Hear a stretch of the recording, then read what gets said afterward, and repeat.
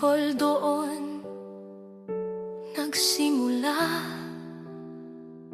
ang kwento ng isang inang dakila.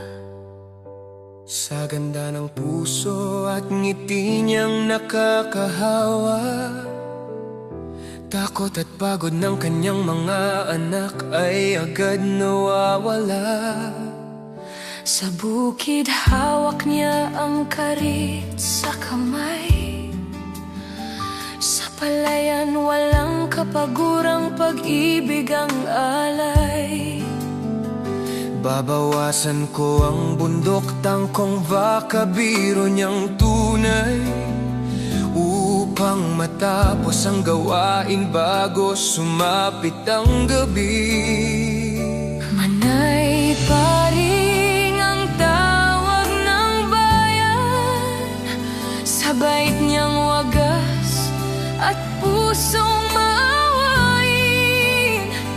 Sa bawat taong kanyang nadaraanan, nag-iwan siya ng liwanag at ngiti sa damdamin. Mama Ampa ko, ikaw ang ilaw ng ating tahanan. Mama Ampa ko, ikaw ang lakas ng aming laban. Sa lahat ng hirap na iyong pinagdaanan, ikaw ang bayani ng ating tahanan. Mama Ampa ko, ikaw ang ilaw ng ating tahanan. Mama Ampa ko, ikaw ang lakas ng aming laban.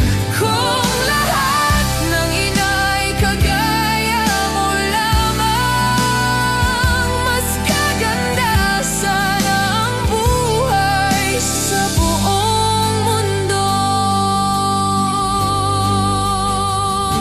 Noong kabataan mo'y prinsesa kang tunay, sa piling ng abuelo't abuela ang gabay. Ngunit nang dumating ang unos ng buhay, natuto kang lumaban para sa aming buhay. Siyam kaming anak na iyong inalagaan, kahit katawan mo'y madalas nang mapagod at magkasakit.